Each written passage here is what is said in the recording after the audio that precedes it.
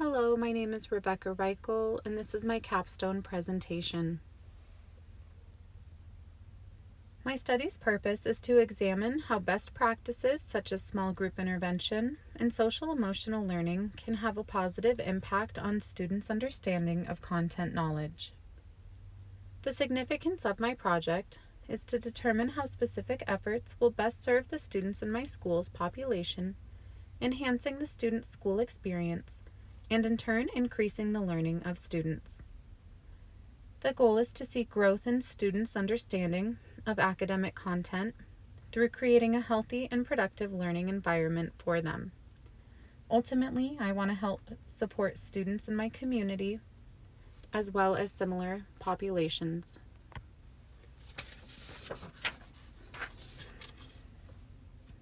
My primary role within my school is as a classroom teacher. I teach 4th grade, and I am also the 4th grade team lead in my school and district. I decided to select this project focus because it supports one of my shared goals with my school, and I feel I will have the most impact in this area. I feel it is important to support my school's goals and also pursue a greater understanding of how I can be a more effective teacher. The school goal I based my project off of is to increase math and ELA proficiency rates by 3 points. My problem statement is, we strive for academic growth for all students. I need to know how to effectively provide learning to all students in order for them to reflect growth.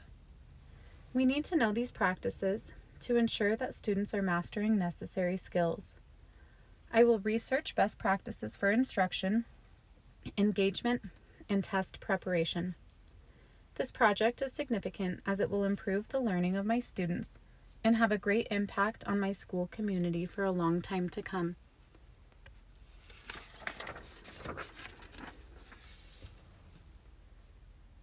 Through my studies, I will provide whole group instruction in specific reading standards.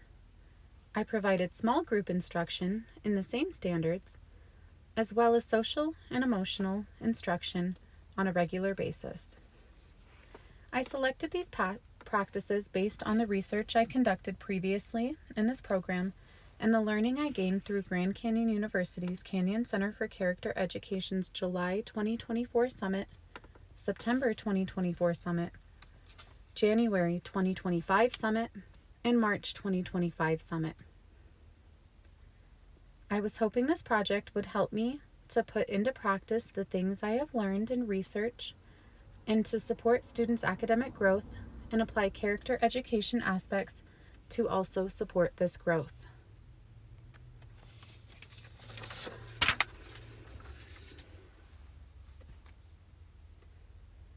The population within this study are 4th grade students who are enrolled in my school, and more specifically, in my class. There are 13 boys and 8 girls. These participants were selected based on the ease of access that I have to provide instruction, intervention, and assessments to them on a regular and consistent basis.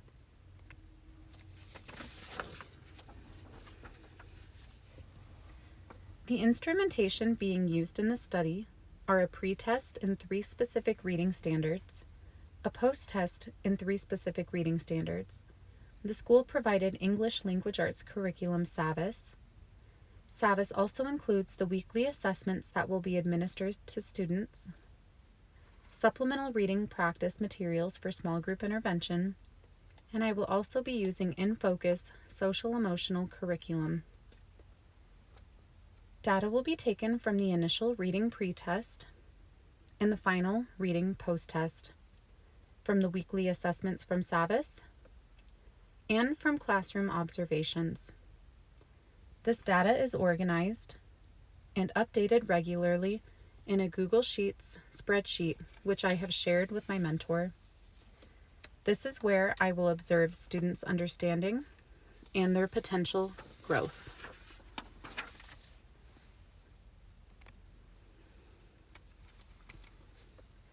So here is my first sample, my pre-test data, my post-test data and the percentage of change we see for the students. So I gave my students a number to remain anonymous. So I would like to present student number 1 as an example. So student number 1 took the pretest, where this student received 3 out of the 5 questions correct for main idea and details.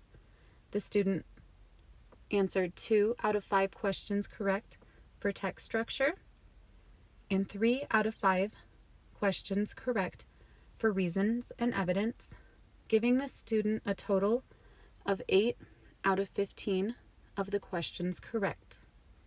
This equals to 53% correct. Now, if we look at the post-test data for student number 1, this student received 3 out of the 5 main idea and details questions correct. The student answered 2 out of the 5 text structure questions correct. And this student answered 2 out of the 5 reasons and evidence questions correct, giving the student a total of 7 out of 15 questions correct on the post-test, or 46% correct. We can see with student number 1 that their score actually went down, and the percentage change was minus 7%. So with student number 1, student number 3, and student number 17, their scores did in fact go down. Now, looking at student number 4 and student number 21, their scores stayed the same from the pretest to the post-test. The rest of the students, 16 of them, achieved growth from the pretest to the post-test. I created this graph to demonstrate the growth that we saw from the pretest to the post-test. In pink, we see main idea. The students, on average, for the pretest, answered 1.9 out of the 5 questions correct on main idea. In purple, we see text structure. The students answered 1.62 out of 5 questions correct on the pretest for text structure. And in the blue, we see author's purpose. On the pretest, these students received an average of 1.76 out of 5 correct on this pretest. The total average for the pretest was 5.28 out of 15. On the post-test for main idea, it went from 1.9 to 1.95, which is growth.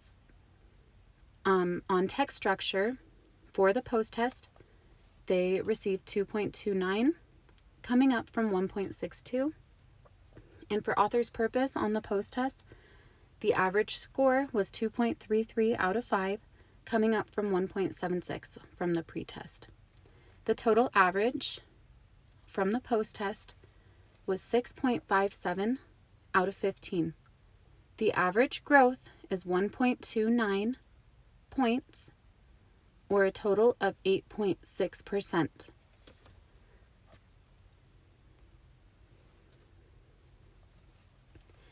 I wanted to share my weekly assessment data. So here is our weekly assessment data for main idea and details. We can see that the average score was 8.71 out of 15 for these main idea and details questions. Here are the weekly assessment scores for text structure. Here we see that the average score for text structure was 8.7 out of 15. Here are the weekly assessment scores for reasons and evidence. We can see that the average score is 8.25 out of 15. I wanted to take my post-test data and compare it to the average weekly scores. So I'm going to use student number 1 as an example again. So student number 1 received 46% correct on their post-test, which was 7 out of 15, and their average weekly assessment score was 10.33 out of 15. So that's 3.33 points higher than their post-test score. I noticed a trend of students scoring higher on their weekly assessments compared to their post-tests. The average difference between the weekly assessments to the post-test data was 2.03 points out of 15.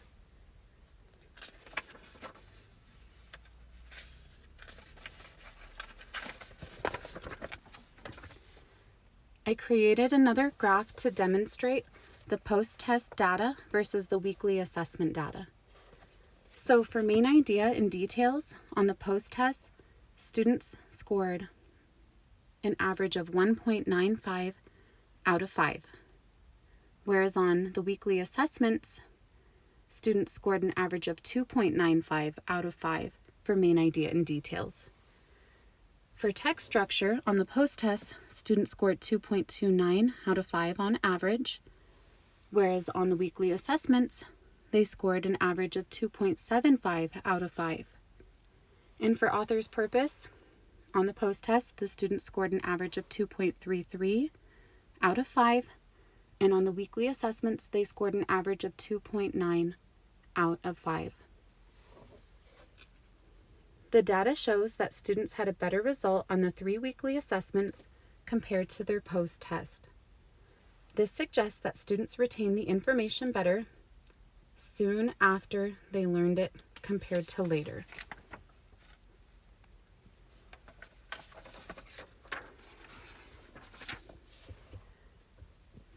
Students ranged from a minus 13% growth to a plus 26% growth from the pre-test to the post-test.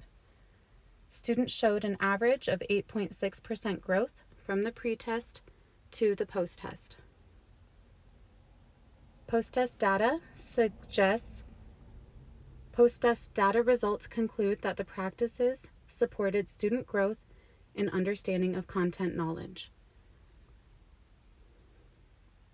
Pre-test and post-test results versus weekly assessment results. My findings are that students showed a better result in their assessments when they tested soon after learning and practicing the standard. Students scored an average of 13.5% greater on the weekly assessments compared to the final post-test. There is a recognizable growth of 22.13% in the weekly assessments from the pre-test. Social emotional learning findings. Following my social emotional learning throughout my classroom, based on observation, students appeared to have a better understanding of appropriate classroom behaviors, which we were able to refer back to when disruptions occurred and focus was lost during reading lessons. This allowed us to get back on track and stay focused during our lessons.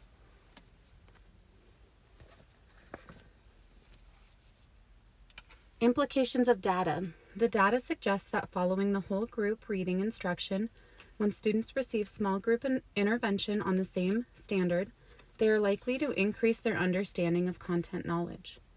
Based on observation, I believe habits formed from the students' learning from positive social emotional habits did support the classroom environment and student academic learning. So additional questions that I have are, although the students demonstrated growth, how can we push our students' average score up to a proficient percentage? The growth is great, but it would be wonderful to reach proficiency next. And also, how can we harness social emotional learning to directly impact student academic success rather than indirectly supporting growth and learning?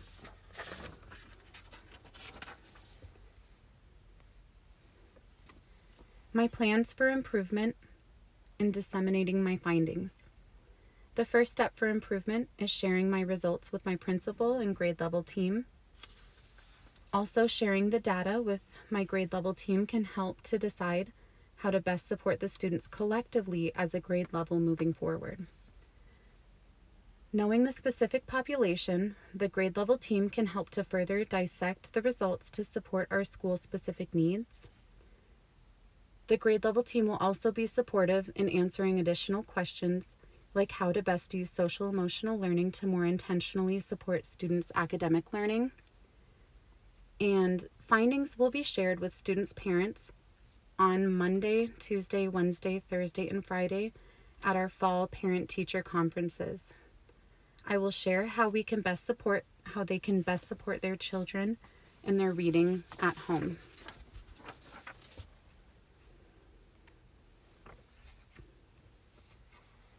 My professional growth goal. I will use the research findings to continue understanding my impact on students' academic and social emotional needs, to establish the professional goal of finding innovative, meaningful, and ongoing ways to serve my students in all areas of their lives that I may touch. This goal is important to me as I serve the students of my community. I may help to build them up to find success, health, and lead them with character through empathy, respect, and integrity.